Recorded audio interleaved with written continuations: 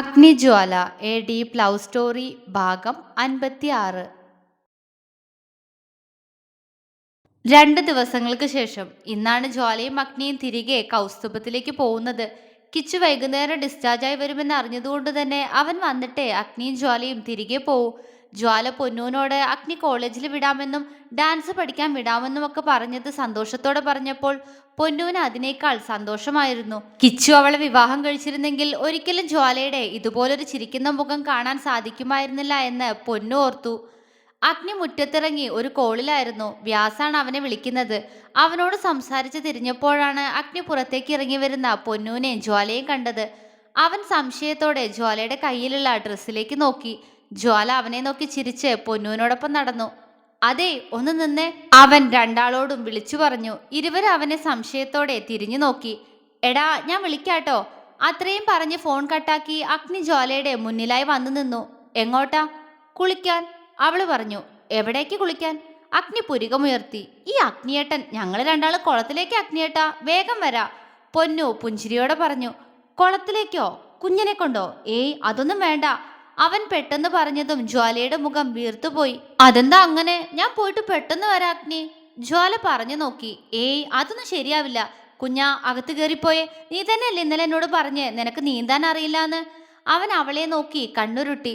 ഞാനവിടെ കുളിക്കാറുണ്ട് അഗ്നി, പടവിൽ നിന്ന് കുളിച്ചോളാം പ്ലീസ്, അവൾ കെഞ്ചി. കുഞ്ഞാ, അത് വേണോ? അവൻ വല്ലായ്മയോടെ ചോദിച്ചു. പൊന്നോട് ജ്വാലയുടെ ഒപ്പം ഉള്ളതുകൊണ്ട് ഞാൻ കൂടി വരട്ടെ എന്ന് ചോദിക്കാനാവില്ല. അവനൊന്ന് നിശ്വസിച്ചു. അഗ്നിയേട്ടൻ എന്തിനാ ഇങ്ങനെ പേടിക്കുന്നേ? ഞാനും ജ്വാലയും മിക്ക ദിവസം അവിടെ കുളിക്കാറുണ്ട് അഗ്നിയേട്ടാ, ഒന്നും പേടിക്കാനില്ല. ഇനി ഇവിടെ നിന്നാ വിളക്ക് വെക്കാൻ ലേറ്റാവും. ഇപ്പൊ വരാമേ. അത്രയും പറഞ്ഞുകൊണ്ട് പൊന്നു ജ്വാലയുടെ കൈയും പിടിച്ച് മുന്നോട്ടോടി. ഓട്ടത്തിനിടയിലും ജ്വാല അഗ്നിയെ ഒന്ന് തിരിഞ്ഞു നോക്കി. സൂക്ഷിക്കണേ കുഞ്ഞാ, അവൻ വിളിച്ചു പറഞ്ഞു. ജ്വാല തലയാട്ടി പൊന്നൂനൊപ്പം പോയി. അവര് പോകുന്നോ നോക്കി അഗ്നി അല്പനേരം അങ്ങനെ തന്നെ നിന്നു. അപ്പോഴേക്കും അവന്റെ ഫോണിൽ വീണ്ടും ഒരു കോള് വന്നു. ഓഫീസിൽ നിന്നുമായിരുന്നു. അഗ്നി കോൾ അറ്റൻഡ് ചെയ്ത് അകത്തേക്ക് നടന്നു. ജസ്റ്റ് എ മിനിറ്റ്, ഫയല് റൂമിലാ, അവൻ മറുവശത്ത് സംസാരിക്കുന്ന ആളോട് പറഞ്ഞുകൊണ്ട് ജ്വാലയുടെ റൂമിലേക്ക് പോയി. എന്നാൽ മുകളിലെ ജനാലയ്ക്കൽ നിന്നുകൊണ്ട് എല്ലാം കേട്ടുനിന്ന സുരഭിയുടെ കണ്ണുകൾ ഒന്ന് തിളങ്ങി. അഗ്നി കൂടെ ഇല്ലാത്ത സമയം, അതെ, ഇത് തന്നെയാ കറക്റ്റ് സമയം. ചുണ്ടിൽ വിരിഞ്ഞ ചിരിയോടെ സുരഭി റൂമിലൂടെ നടന്നു. ജ്വാല മാർക്കച്ച വലിച്ചു കെട്ടി പടവിലായിരുന്നു. അപ്പോഴേക്കും പൊന്നു വെള്ളത്തിലേക്ക് ഇറങ്ങിയിരുന്നു. നീ ഇറങ്ങുന്നില്ലേ ജ്വാല? പൊന്നു വെള്ളം അവളുടെ ദേഹത്തേക്ക് തെറിപ്പിച്ചുകൊണ്ട് ചിരിയോടെ ചോദിച്ചു. ഏയ് പൊന്നു, വേണ്ട, ഞാൻ ഇറങ്ങിക്കോളാം, അവൾ ചിടുങ്ങി. എന്നാ വാ, പൊന്നു വീണ്ടും പറഞ്ഞു. എനിക്ക് തണുക്കും, ഞാൻ ഇറങ്ങാ, നീ കുളിച്ചോ. അതും പറഞ്ഞുകൊണ്ട് ജ്വാല വെള്ളത്തിലേക്ക് നോക്കി ഇരിക്കാൻ തുടങ്ങി. ആ, നീ എന്തോ ചെയ്യ്, അതും പറഞ്ഞു പൊന്നു വെള്ളത്തിൽ നീന്താൻ തുടങ്ങി. പക്ഷെ ജ്വാലയുടെ ഓർമ്മകൾ മുഴുവൻ ആ സമയം അഗ്നിയെ ചുറ്റിപ്പറ്റിക്കൊണ്ടായിരുന്നു. അവനുമായി ഇങ്ങോട്ട് വന്നത്, ഈ പടവിൽ അവന്റെ മടിയിലായിരുന്നത്, അഗ്നി അവളെ ചുംബിച്ചത്, ഒടുക്കം കിച്ചു വന്നത്, അങ്ങനെയെല്ലാം ഒരു നിമിഷം കൊണ്ട് അവളുടെ ഉള്ളിലൂടെ മിന്നിമാഞ്ഞു. പക്ഷേ കിച്ചുവിന്റെ ഓർമ്മകളെ മായ്ച്ചുകൊണ്ട് ആ നിമിഷം അവൾ വീണ്ടും അഗ്നി ചുംബിച്ച നിമിഷത്തെക്കുറിച്ച് ഓർക്കാൻ ശ്രമിച്ചു. അവളുടെ ചൊടികളിൽ നാണത്തോടെയുള്ളൊരു ചിരി വിരിഞ്ഞു. ഡി, പൊന്നു ജ്വാലയുടെ ദേഹത്തേക്ക് വെള്ളം തെറിപ്പിച്ചുകൊണ്ട് വിളിച്ചു. ജ്വാല അപ്പോഴാണ് ഓർമ്മകളിൽ നിന്നും ഉണർന്നത്. എന്താ? ജ്വാല പകപ്പോടെ അവളോട് ചോദിച്ചു. കുന്തം, നീ എന്തടി സ്വപ്നം കാണാണോ? എന്റെ കുളി കഴിഞ്ഞു കേട്ടോ, നീ കുളിക്കുന്നില്ലേ? അവള് ജ്വാലയെ കൂർപ്പിച്ചു നോക്കി. അയ്യോ, ദേ ഇപ്പൊ വരാ. അത്രയും പറഞ്ഞുകൊണ്ട് ജ്വാല ഏറ്റവും താഴത്തെ പടവിലിറങ്ങി കുളിക്കാൻ തുടങ്ങി. പൊന്നു അത് നോക്കിയൊരു ചിരിയോടെ ഡ്രസ്സ് മാറാൻ മറപ്പുരയിലേക്ക് നടന്നു. ഡി, വിളക്ക് വെക്കാനായി, നീ ഇനി എപ്പോ വരാനാ? ഡ്രസ്സ് മാറ്റിക്കഴിഞ്ഞ് വന്നുകൊണ്ട് പൊന്നു ജ്വാലയോട് ഗൗരവത്തോടെ ചോദിച്ചു. നീ പൊക്കോ, ഞാൻ വന്നോളാം. ആ, നല്ല കാര്യായി, എന്നിട്ട് വേണം അഗ്നിയേട്ടൻ എന്നെ വഴക്കു അറിയാൻ. നീ ഒന്ന് വേഗം വന്നേ. പൊന്നു കലിപ്പായി. അഗ്നി ഒന്നും പറയില്ല പൊന്നു, നീ പൊക്കോ, വിളക്ക് വെക്കാനുള്ളതല്ലേ, ഞാൻ ഇപ്പൊ വന്നോളാം, ജ്വാല തല നനച്ചുകൊണ്ട് പറഞ്ഞു. എന്നാ അങ്ങനെ ആവട്ടെ, വേഗം വരണോട്ടോ. അത്രയും പറഞ്ഞുകൊണ്ട് പൊന്നു വാതിൽ ചാരി അവിടെ നിന്നും പോയി. ജ്വാല വെള്ളത്തിൽ കാലിട്ടൊന്നടിച്ചു. പൊന്നു കുളി കഴിഞ്ഞു വരുന്നത് നോക്കിക്കൊണ്ട് ഉമ്മറത്തിരിക്കുകയായിരുന്നു സുരഭി. സൗബി അവളുടെ അടുത്തിരുന്ന് പഠിക്കുന്നുണ്ട്. അംബിക ചെല്ലാൻ പറഞ്ഞതുകൊണ്ട് അരുന്ധതി കുറച്ചു മുന്നെയാണ് ഹോസ്പിറ്റലിലേക്ക് പോയത്. പൊന്നു രണ്ടാളെയും ഒന്ന് നോക്കിക്കൊണ്ട് അകത്തേക്ക് കയറിപ്പോയി. സുരഭിയുടെ കണ്ണുകൾ തിളങ്ങി. കുളി കഴിഞ്ഞ് രണ്ടും കൂടെ ഒരുമിച്ച് കയറി വരുമെന്നൊരു ടെൻഷൻ ഉണ്ടായിരുന്നു. സമാധാനായി, കുടിലമായ ചിരിയോടെ മനസ്സിൽ പറഞ്ഞുകൊണ്ട് സുരഭി അവിടെ നിന്നും എഴുന്നേറ്റു. ചേച്ചി എങ്ങോട്ടാ? അവള് മുറ്റത്തേക്ക് ഇറങ്ങുന്നത് കണ്ട് സൗബി ചോദിച്ചു. ഞാനിപ്പോ വരാ, ഒരു ഫോൺ ചെയ്യാനുണ്ടായിരുന്നു. അത്രയും പറഞ്ഞുകൊണ്ട് അവൾ കുളത്തിനടുത്തേക്ക് പോയി. സൗബി അവളെ സംശയത്തോടെ നോക്കിക്കൊണ്ട് വീണ്ടും ബുക്കിലേക്ക് ശ്രദ്ധ തിരിച്ചു. സുരഭി കുളപ്പുരയുടെ ചാരിവച്ച വാതിൽ പതിയെ തുറന്ന് അകത്തേക്ക് നോക്കി. ജ്വാല കുളി കഴിഞ്ഞ് തലതുവർത്തുകയാണ്.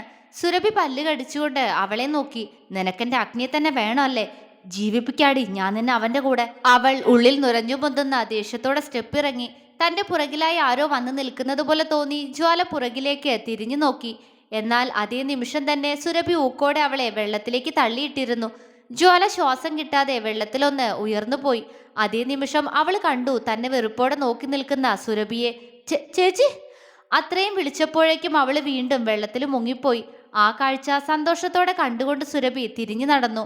അപ്പോഴും വെള്ളത്തിൽ ഒരുവൾ മുങ്ങി പൊങ്ങുന്നുണ്ടായിരുന്നു. വിളക്കിന് മുന്നിലിരുന്ന് നാമം ചൊല്ലുന്ന പൊന്നൂനെ കണ്ട് റൂമിൽ നിന്നും പുറത്തേക്ക് വന്ന അഗ്നിയുടെ കണ്ണുകൾ ചുറ്റും തന്റെ പ്രിയപ്പെട്ടവളെ തെരഞ്ഞു. ഇല്ല, എവിടെയില്ല. അഗ്നിയുടെ നെഞ്ച് അകാരണമായി മിടിക്കാൻ തുടങ്ങി. പൊന്നു, ജ്വാല എവിടെ? അവൻ ചോദിച്ചു. അവള് വന്നില്ലേ? പൊന്നു അമ്പരപ്പോടെ ചോദിച്ചു. വന്നില്ലേന്നോ? നിങ്ങൾ രണ്ടാൾ ഒരുമിച്ചല്ലേ പോയത്? അവൻ അവളോട് ഗൗരവത്തോടെ ചോദിച്ചു. അതെ, പക്ഷെ അവള് കുളിക്കാൻ നേരം വൈകി. എന്നോട് പൊക്കോളാൻ പറഞ്ഞു. ഞാൻ വന്ന് വിളക്ക് വെച്ച് അടുക്കളയിലൊക്കെ പോയിട്ടാ വന്നേ. അവള് വന്നു കാണുന്ന കരുതിയാ നാമം ചൊല്ലാനിരുന്നേ. അവള് വന്നില്ലേ അഗ്നിയേട്ടാ? പൊന്നു വിറയലോടെ ചോദിച്ചു. അഗ്നി പകച്ചുപോയി. എന്റെ കുഞ്ഞൻ! അവൻ പേടിയോടെ പെട്ടെന്ന് പുറത്തേക്ക് പാഞ്ഞു. അവനൊപ്പം പുറത്തേക്ക് ഓടാൻ നിന്ന പൊന്നൂന് മുന്നിലേക്ക് ഒരു കാറ് വന്ന് നിന്നു. പൊന്നൂന്റെ കാലുകൾ നിശ്ചലമായി. അഗ്നി കുളത്തിലേക്ക് പായുകയായിരുന്നു. അതിന്റെ തുറന്നു കിടക്കുന്ന വാതിൽ കണ്ട് അവൻ ഒരു നിമിഷം സംശയിച്ചു നിന്നു. എന്നാൽ ടെൻഷനോടെ മുകളിലേക്ക് ഓടിക്കേറി വരുന്ന സുരഭിയെ കണ്ട് അഗ്നി തറഞ്ഞു നിന്നുപോയി. അവനെ മുന്നിൽ കണ്ട സുരഭിയുടെ അവസ്ഥ വ്യത്യസ്തമായിരുന്നില്ല. അവൾ അവനെ ഒന്നുകൂടി നോക്കി വെപ്രാളത്തോടെ അവിടെ നിന്നും പാഞ്ഞു. കുഞ്ഞാ! അവള് പോകുന്നത് നോക്കി അഗ്നി ഒരലർച്ചയോടെ പെട്ടെന്ന് അകത്തേക്ക് ഓടിക്കയറി. വെള്ളത്തിൽ ഓളം സൃഷ്ടിച്ചുകൊണ്ട് അവസാനമായി ഉയർന്നു താഴ്ന്ന ജ്വാലയെ കണ്ട അഗ്നി ഞെട്ടലോടെ അവളെ നോക്കി. കുഞ്ഞാ! അവൻ അലർച്ചയോടെ അവളെ വിളിച്ചുകൊണ്ട് വെള്ളത്തിലേക്ക് എടുത്തു ചാടി. അവളെ എടുത്തുയർത്തി പടവിലേക്ക് കിടത്തുമ്പോൾ അഗ്നിയുടെ കണ്ണുകൾ നിറഞ്ഞൊഴുകിയിരുന്നു. അവളുടെ ദേഹത്തു നിന്നും മാർക്കച്ച പൂർണ്ണമായും അഴിഞ്ഞു വീണിരുന്നു. പക്ഷേ അഗ്നി അറിഞ്ഞിട്ടില്ല. കുഞ്ഞാ! അഗ്നി അവളെ വിറയലോടെ വിളിച്ചു. അനക്കമൊന്നുമില്ലാതെ കിടക്കുകയാണ് ജ്വാല. അഗ്നിയുടെ കണ്ണിൽ നിന്നും കണ്ണുനീർ പെരുമഴയായി ഒഴുകി. കൈകൾ അവളുടെ വയറിനെ അമർത്താൻ അങ്ങോട്ടേക്ക് ചലിച്ചു. അപ്പോഴാണ് അവൾ നഗ്നയാണെന്ന് അവൻ അറിയുന്നത്. അവളെ പെട്ടെന്ന് അങ്ങനെ കണ്ടതും അവൻ ഞെട്ടിപ്പോയി. അടുത്ത നിമിഷം അവൻ അവളുടെ കാൽച്ചുവട്ടിൽ കിടക്കുന്ന തുണി വലിച്ചെടുത്ത് അവളുടെ ശരീരത്തിലേക്ക് ഇട്ടുകൊടുത്തു. അപ്പോഴും അനക്കമൊന്നുമില്ലാതെ കിടക്കുന്ന തന്റെ പ്രാണനെ കണ്ട് അവന്റെ ശരീരം വിറച്ചു. കൈകൾ അവളുടെ വയറിൽ അമർത്തുമ്പോഴും ആ കണ്ണുകൾ നിറയുന്നുണ്ടായിരുന്നു. കുഞ്ഞ! അവളുടെ വയറിൽ കൈകൾ വെച്ച് അമർത്തുമ്പോഴും അഗ്നി ഇടർച്ചയോടെ വിളിച്ചു. ഇല്ല, അനങ്ങുന്നില്ല. അഗ്നിക്ക് താൻ മരിച്ചു പോകും പോലെ തോന്നി. കാണാൻ വയ്യല്ലേ ഇവളിങ്ങനെ? ഇതിനു വേണ്ടിയാണോ ഞാൻ എൻ്റെ കുഞ്ഞിനെ ആർക്കും കൊടുക്കാതെ ഇങ്ങനെ കൊണ്ടു നടന്ന് നോക്കിയേ? അവൻ ഭ്രാന്തനെ പോലെ പുലമ്പി. കുഞ്ഞാ, എണീക്ക് മോളെ, അഗ്നിക്ക് പേടിയാവുന്നു. എന്നെ വിട്ടു പോവല്ലേ? അവൻ പൊട്ടിക്കരഞ്ഞുകൊണ്ട് പറഞ്ഞു. ജ്വാലയൊന്ന് പിടഞ്ഞു. അഗ്നി ഞെട്ടലോടെ അവളുടെ മുഖത്തേക്ക് നോക്കി. ശ്വാസം എടുക്കാൻ പ്രയാസപ്പെട്ട് പിടയുന്ന തന്റെ പ്രാണൻ. അഗ്നിയുടെ മുഖം ഒന്ന് വിടർന്നു. അവൻ പെട്ടെന്ന് അവളെ പിടിച്ചുയർത്തി തന്റെ മടിയിലേക്ക് കിടത്തി. ജ്വാല അവന്റെ ഷർട്ടിൽ മുറുകെ പിടിച്ചു. അഗ്നി അവളുടെ മുഖം പിടിച്ചുയർത്തി അടുത്ത നിമിഷം അവളുടെ ചുണ്ടിലേക്ക് തന്റെ ചുണ്ടുകൾ ചേർത്ത് വെച്ചു. അവന്റെ ജീവശ്വാസം അവൾക്ക് പകർന്നു നൽകുമ്പോഴും അവളെ തനിക്ക് തന്നേക്കണേ എന്ന് അഗ്നി ഉള്ളുരുകി പ്രാർത്ഥിച്ചു. ഒട്ടൊരു നേരത്തിനപ്പുറം അഗ്നി അവളിൽ നിന്ന് മുഖമുയർത്തിയതും ജ്വാല ചുമച്ചുകൊണ്ട് നിവർന്നിരുന്നു. അഗ്നിയുടെ കണ്ണുകൾ ഇത്തവണ അവനെ വീണ്ടും തോൽപ്പിച്ചു കളഞ്ഞു. തളർന്നുപോയ കണ്ണുകൾ ഉയർത്തി ജ്വാല അവനെ നോക്കി. കുഞ്ഞാ! അവൻ ഇടർന്ന സ്വരത്തോടെ അവളെ വിളിച്ചു. അഗ്നി! അവളുടെ വാക്കുകൾ മുറിഞ്ഞുപോയി. അടുത്ത നിമിഷം അവൻ അവളെ വെലിഞ്ഞു മുറുക്കി കെട്ടിപ്പിടിച്ച് പൊട്ടിക്കരഞ്ഞു. ജ്വാലയുടെ കണ്ണുകളും നിറഞ്ഞൊഴുകി. അവൻ കുഞ്ഞു കുട്ടികളെ പോലെ തേങ്ങിക്കൊണ്ട് അവളുടെ കഴുത്തിലേക്ക് മുഖമമർത്തി. അവളുടെ കൈകൾ അവന്റെ തലയിലും പുറത്തുമായിട്ട് അമർന്നു. ഞാൻ പേടിച്ചോയി കുഞ്ഞാ! അവൻ അവളുടെ കഴുത്തിൽ മുഖമുരസിക്കൊണ്ട് തേങ്ങി. അവൾ ഒന്നുകൂടി അവനെ ഇറുക്കി പിടിച്ചു. അപ്പോഴും കഴിഞ്ഞുപോയ നിമിഷങ്ങളിൽ അവളുടെ കണ്ണുകൾ ഒഴുകുന്നുണ്ട്. ശരീരം പിടഞ്ഞുപോയ മരണഭയത്തോടെ അപ്പോഴും വിറയ്ക്കുന്നുണ്ട്. കുഞ്ഞാ! അവൻ വീണ്ടും വീണ്ടും അവളെ വിളിച്ചു. അവൾക്ക് ഒന്നും പറ്റിയിട്ടില്ലാന്ന് അവന്റെ മനസ്സിനോട് പറഞ്ഞ് മനസ്സിലാക്കാൻ ശ്രമിക്കുകയാണ് അവൻ. കുഞ്ഞാ! പിന്നെയും പിന്നെയും അവൻ വിളിക്കുന്നു. നിക്ക് ഒന്നുമില്ല അഗ്നി, കരയല്ലേ. അവൾ താഴ്ന്നുപോയ ശബ്ദമുയർത്താൻ ശ്രമിച്ചുകൊണ്ട് പറഞ്ഞു. അഗ്നി അവളുടെ കഴുത്തിൽ നിന്ന് മുഖമുയർത്തി അവളുടെ മുഖത്തേക്ക് മാത്രം നോക്കി. അവൾക്ക് ജീവശ്വാസം പകരാൻ അവളെ മടിയിലേക്ക് എടുത്തു കിടത്തിയ സമയം അവളിൽ നിന്നും അവളുടെ മുണ്ട് വീണ്ടും ഊർന്നു പോയത് അവനോ അവളോ അറിഞ്ഞിരുന്നില്ല. പരസ്പരം കണ്ണു നിറച്ച് നോക്കുകയായിരുന്നു ഇരുവരും. അഗ്നിയുടെ ചുണ്ടുകൾ സങ്കടം കൊണ്ട് വിറയ്ക്കുന്നുണ്ട്. അവന്റെ തലമുടിയിലെ വെള്ളം അവളുടെ മുഖത്തേക്ക് ഇറ്റി വീഴുന്നുണ്ട്. ഒപ്പം അവന്റെ കണ്ണുനീരും. ജ്വാല പതിയെ അവന്റെ കവിളിൽ തലോടി.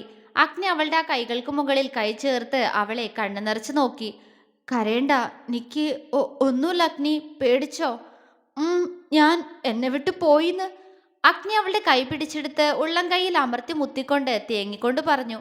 നഷ്ടപ്പെട്ടു എന്ന് കരുതിയ എന്തോ ഒന്ന് തിരികെ കിട്ടിയ കുട്ടിയെപ്പോലെ ആയിരുന്നു അവന്റെ പെരുമാറ്റം. ചേച്ചി എന്നെ, ജ്വാല തേങ്ങിക്കൊണ്ട് പറഞ്ഞു. അഗ്നിയുടെ കണ്ണുകൾ ആ ഒരു വാക്കിൽ ദേഷ്യത്താൽ വലിഞ്ഞു മുറുകി. അവന്റെ കണ്ണുകൾ രക്തവർണമായി. അത് കണ്ട് ജ്വാലയ്ക്ക് പേടി തോന്നി. അഗ്നി, അവൾ അവന്റെ കവിളിൽ തലോടി. അവൻ കണ്ണുകൾ അടച്ചു തുറന്നു. ഞാൻ പറഞ്ഞതല്ലേ കുഞ്ഞാ പോവണ്ടാന്ന്, എന്നെ അനുസരിച്ചില്ലല്ലോ. അവൻ പറഞ്ഞതും അവളുടെ ചുണ്ടുകൾ വിതുമ്പിപ്പോയി. കരയില്ലേ, ഇനി അഗ്നിയൊന്നും പറയില്ല. അത് കണ്ട് അവളെ ഒന്നും പറയാനും തനിക്ക് കഴിയില്ലല്ലോ എന്ന പോലെ അവൻ സ്നേഹത്തോടെ പറഞ്ഞു. ജ്വാല അവന്റെ നെഞ്ചിലേക്ക് ചാഞ്ഞു. നീ ഓക്കെ അല്ലേ? കുഴപ്പമൊന്നുമില്ലല്ലോ? ഇല്ല, ഓക്കെയാ, അവള് പറഞ്ഞു. എന്നാ നമുക്ക് പോയാലോ? അവൻ അവളുടെ നനഞ്ഞ തലയിൽ തലോടിക്കൊണ്ട് ചോദിച്ചു. ഉം അവള് മൂളിക്കൊണ്ട് അവന്റെ മടിയിൽ നിന്നും എഴുന്നേറ്റ് നീങ്ങിയിരുന്നു.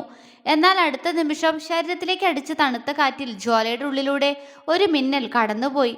പകപ്പോടെ അവൾ അവളുടെ ശരീരത്തിലേക്ക് നോക്കി. അവളുടെ നോട്ടം കണ്ടാണ് അഗ്നിയും അവളുടെ ശരീരത്തിലേക്ക് നോക്കിയത്. പൂർണ്ണ നഗ്നിയായി തന്റെ മുന്നിൽ ഇരിക്കുന്നവളെ കണ്ട് അവന്റെ ശ്വാസം ഒരു വേള നിന്നുപോയി. അവൻ വേണമെന്ന് വെച്ചല്ല, അറിയാതെ അവന്റെ കണ്ണുകൾ അവളുടെ ഉടലിനെ ആകെ നോക്കുകയും ചെയ്തു. അവളുടെ നഗ്നമായ മാറിടം. അഗ്നിയുടെ നെഞ്ച് പെരുമ്പറ മുഴക്കി. അവിടെ നിന്നും നോട്ടം നീങ്ങിയതും പിന്നെയും കണ്ടത് അതിലും നെഞ്ചു പൊട്ടിക്കുന്ന പലയിടം.